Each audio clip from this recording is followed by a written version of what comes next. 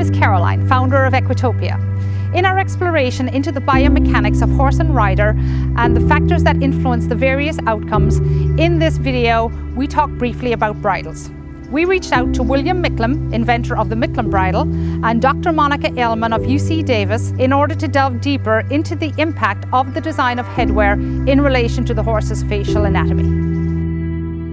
I always remember these lines from childhood. This oss wasn't born to tread the earth. He took natural to the air, and every time he went aloft, he tried to leave me there. It always brings a smile to my face, and the stories of wild, difficult horses are numerous, and the stories of the great bravery and skill of people who were prepared to ride these horses and dominate these horses are also numerous. It's not true to say that most horses are wild. Most horses are compliant. Most horses are very willing to work with human beings. And there is a reason why so many horses are badly behaved, and that is because they're in discomfort or in pain. And the most common cause of pain and discomfort is in their headwear, in their bridles, in their nosebands, and in their bits. And it's also because there is this philosophy that we need our horses to submit. We need to have submission, when I would use the word acceptance instead. It's important to look at the skull of the horse. The first area which I think more people know about is the sensitivities at the poll, or the top of the head. This is very close to the brain. This is where all of the nerves originate. The poll could be sensitive because there are nerves innervating all the skin in the horse, especially on the back of the head. And there's also the attachment of the nuchal ligament into the nuchal crest. And if there's a lot of pressure in that area, it could be a source of pain, because again, it puts pressure into the attachment, into the bone. Now, it is possible just with a pen to put pressure on the top of a horse's head and make it move the head and neck dramatically down, or even lie down. You have one of the branches of the trigeminal nerve, you have the facial nerves, and you have the glossopharyngeal nerve, which are all having an effect. There are certain nerves that we need to be just careful. For example, one of them is the facial nerve and also the trigeminal nerve, because those can tend to go more superficial through the skin. So if there's a lot of pressure in certain areas, could certainly be a source of pain. If inappropriate bridle, certainly can cause pain. If you are thinking of making your horse comfortable, you have to avoid putting extra pressure on these nerves. Something totally fascinating. As I put my fingers down there, you can see that the top jaw is wider than the bottom jaw. But you don't really notice this until you separate the top jaw and the bottom jaw, and you can see the considerable difference in the width of the two jaws. This is the horse designed for eating in this fashion.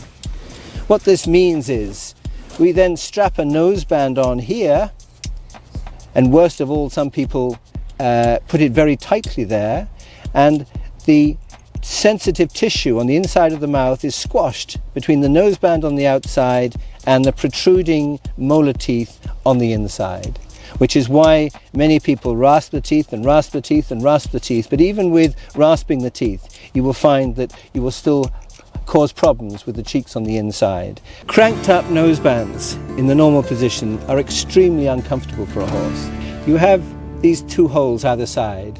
Out of these two holes comes the infraorbital nerve. And that infraorbital nerve has very important functions, sensory to the face and especially to all the area of the muscle.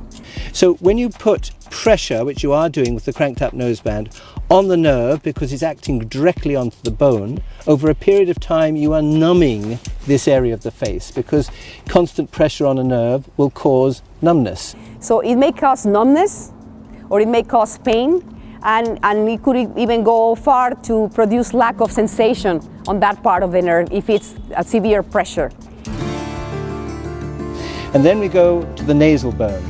Now this horse actually is a quarter horse and has extra short nasal bones. They're normally a little longer, but you can see how fragile they are. Now in my opinion, low drop nosebands should be banned because they're operating on this area here or even a little bit lower.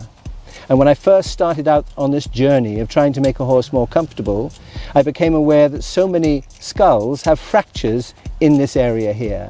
So there is a tendency to have these drop nosebands that are very low, and again I think that they're just cruel.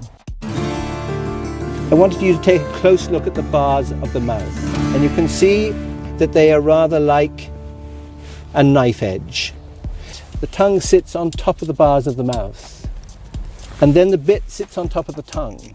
So people talk a lot about the pressure on the tongue from the bit, from the front, but what they should be concerned on is underneath the tongue are the bars of the mouth. And as you put pressure on the tongue because of the bit, and the tongue squashes down on these sharp bits here, the horse gets uncomfortable, so they start lifting the tongue or even get the tongue over the bit. And of course, once they get the tongue over the bit, they're even more uncomfortable because the little delicate tissue on top of the bars of the mouth gets damaged. This is why the most popular bit in the world is a 3-ring snaffle, which is a type of gag which is trying to lift the bit up. But as you lift the bit up, what you do, but you throw the bit into the first molar on the bottom jaw and the upper jaw. And you again can make the horse very uncomfortable because of that. So overcoming the 5 main areas of discomfort or pain. 1 shaped and widened headpiece with no narrow noseband strap going underneath it. So it's just a single unit. And then very important, as we come here, it stays narrow.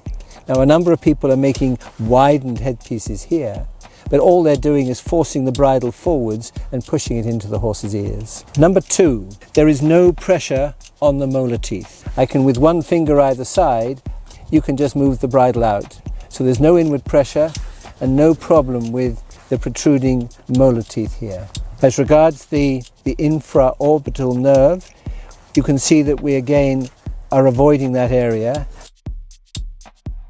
And once again, we can move the bridle out, there's no inward pressure there.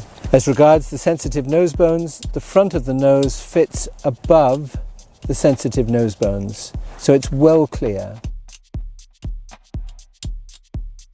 You have the cavesson noseband or flash noseband in that typical position. There you have the Micklem Bridle, and there you have the low drop noseband, or sadly, very often they make it even lower than that, and you can see how it's right down to the end of the nasal bones. The bridle sits behind the protruding cheekbone here, the zygomatic ridge.